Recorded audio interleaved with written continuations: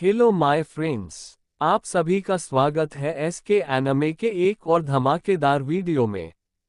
आज हम देखने वाले हैं नारुतो शिपुडेन का ऐसा एपिसोड जिसमें ड्रामा, एक्शन और थोड़ा गुस्सा सब कुछ भर भर के मिलेगा। तो पॉपकॉर्न ले आओ, रिलैक्स हो जाओ और वीडियो को एंजॉय करो क्योंकि ये एपिसोड फुल पैसा वसूल है। तो चलिए बिना कोई देरी के शुरू करते हैं।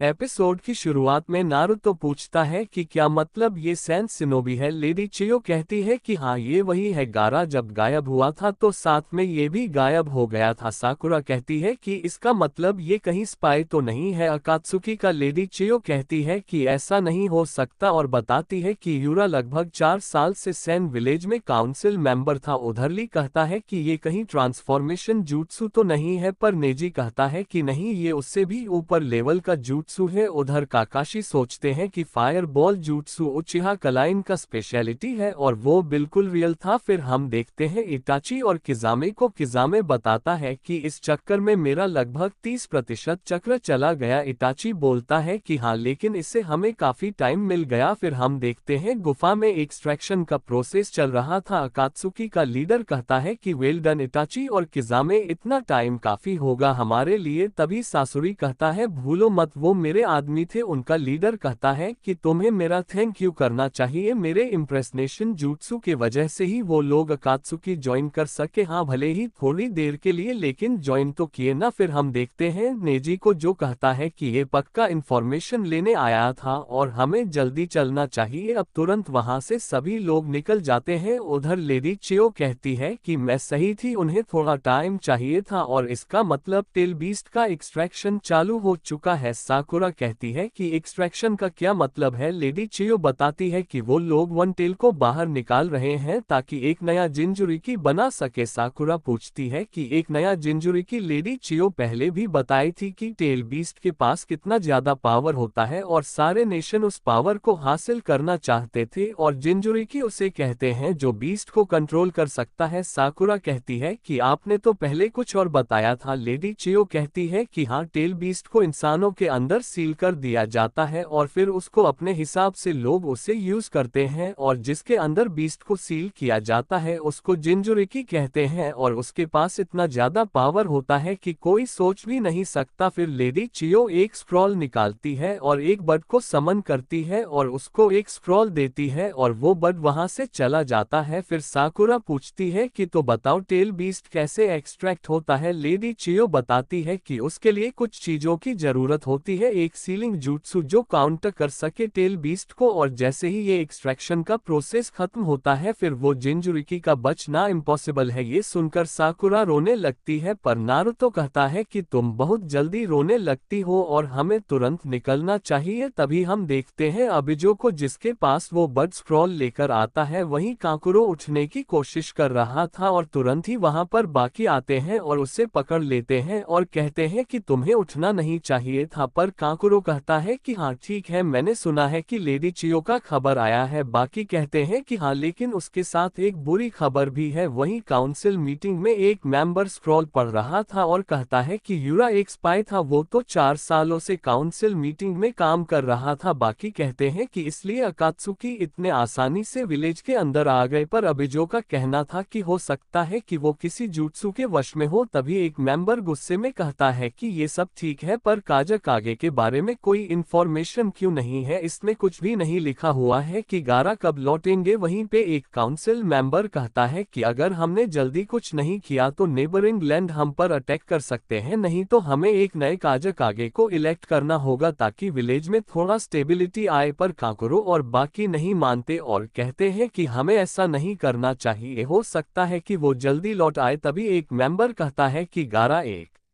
अनस्टेबल मॉन्स्टर है, वो हमारे लिए डेंजरस है और वैसे भी उसके फादर द फोर्थ काजकागे उसका एसेसिनेशन करवाने का ऑर्डर दिए थे। आजकल के बच्चे गारा पे आंख बंद करके भरोसा करते हैं, पर ये मत भूलो कि विलेज के बहुत सारे लोग आज भी गारा से डरते हैं। तभी काकुरो उसके पास जाता है और उसको उठाता है और गुस्से में कहता है कि अगर तुमने एक शब्द भी कहा तो मैं भूल जाऊंगा कि तुम कौन हो। फिर बाकी उससे रोकते हैं और कहते हैं कि उनको तुरंत तुरंत नीचे रखो। कांकुरो, ये मत भूलो कि तुम काउंसिल मीटिंग में हो। वहीं अबिजो कहते हैं कि मैं समझ सकता हूँ कांकुरो, पर वो जो कह रहा है वो भी सच है, और फिर कांकुरो उसे छोड़ देता है। वहीं पे एक और मेंबर कहता है कि हमने एक और बार ऐसा सिचुएशन देखा है जब थर्ड कागे गायब हो गए थे, पूरा विलेज ऑलमोस्ट डिस्ट्रॉय हो गया था। कांकुरो पूछता है कि फिर क्या हुआ था। वो बताते हैं कि कागे बहुत ही ज्यादा पावरफुल थे, लेकिन उनका बॉडी आज तक नहीं मिला। ये सुनकर कांकुरो भी चौंक जाता है। फिर दूसरे मेंबर बताते हैं कि जब थर्ड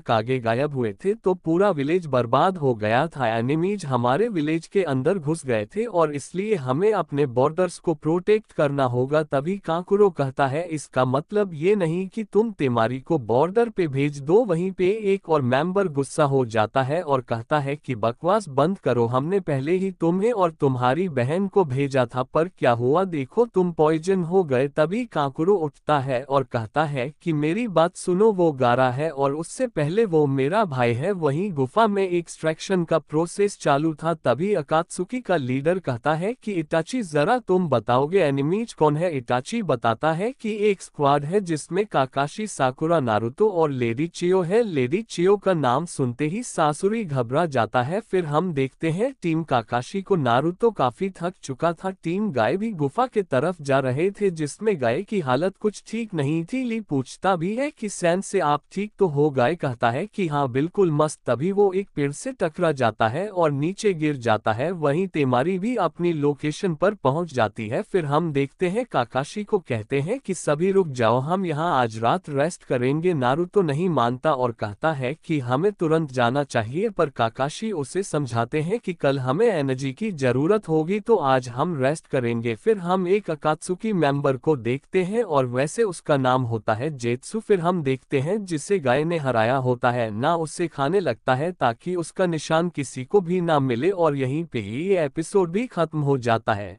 तो दोस्तों, आज का एपिसोड तो गजब था। कांकुरो का गुस्सा देख के तो मैं खुद डर गया। Open mouth smile. अब बताओ आपको ये एक्सप्लेनेशन कैसा लगा, कमेंट करके जरूर बताना। और हाँ, अगर वीडियो पसंद आई हो तो लाइक ठोक दो, चैनल को सब्सक्राइब करो और घंटी बजा दो ताकि अगले धमाकेदार एक्सप्लेनेशन की नोटिफिकेशन मिस ना हो जाए। तो मिलते हैं अगले वीडियो में, तब तक के लिए बाय बाय।